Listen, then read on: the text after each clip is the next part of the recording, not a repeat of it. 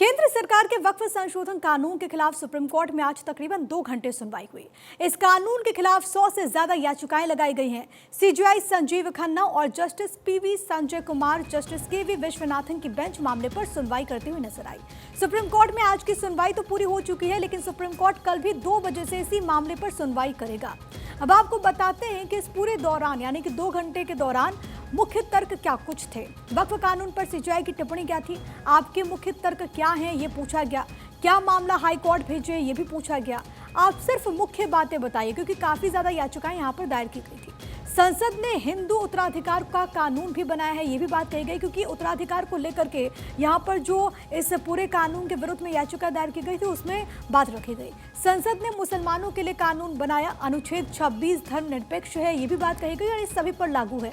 इसके अलावा ये भी पूछा गया कोर्ट की तरफ से, और सीजेआई ने इस बात का जिक्र किया कि क्या एएसआई इमारतों को वक्फ घोषित कर सकते हैं क्या, ये प्रश्न पूछा गया। इसके बाद ये कहा गया कि आप बार बार अनिवार्य धार्मिक बातों का हवाला ना दें, आप ऐसा क्यों कर रहे हैं। हर चीज को धार्मिक तौर पर सामने लाना ठीक नहीं है, ये भी सवाल किया गया। रजिस्टर्ड डीड से निश्चितता आएगी, संपत्ति के लिए प्रशासन उत्तरदायी है। रजिस्ट्रेशन में आखिरकार समस्या क्या है, ये दरअसल सीजेआई की तरफ से टिप्पणी की गई। और दरअसल इस पूरी सुनवाई के दौरान कपिल सिब्बल की तरफ से कहा गया कि क्योंकि प्रॉपर्टीज जो हैं वो काफ़ी पुरानी है, तो इसी वजह से रजिस्ट्रेशन को लेकर के समस्या का उन्होंने जिक्र किया।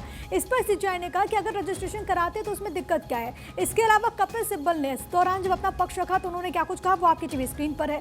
ये कानून धार्मिक मामलों में दखल है, ये उन्होंने कहा।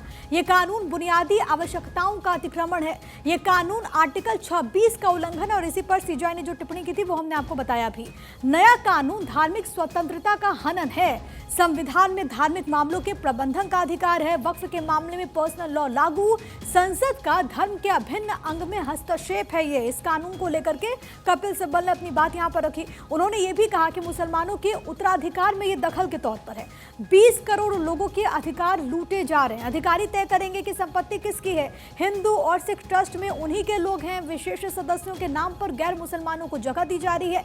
ये पूरी तरीके से सरकारी टेक ओवर है और आस्था में हस्तक्षेप करने की कोशिश है।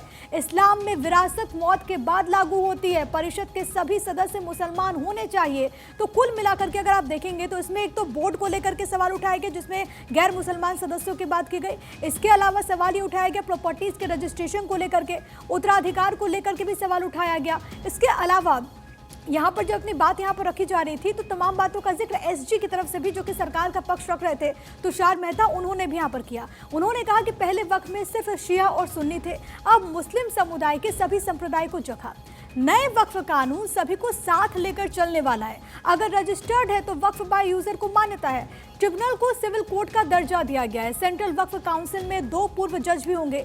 हम हलफनामा देने के लिए तैयार हैं। और ये भी कहा गया कि जो नया कानून है वो मुसलमानों को ट्रस्ट बनाने की अनुमति तक देता है।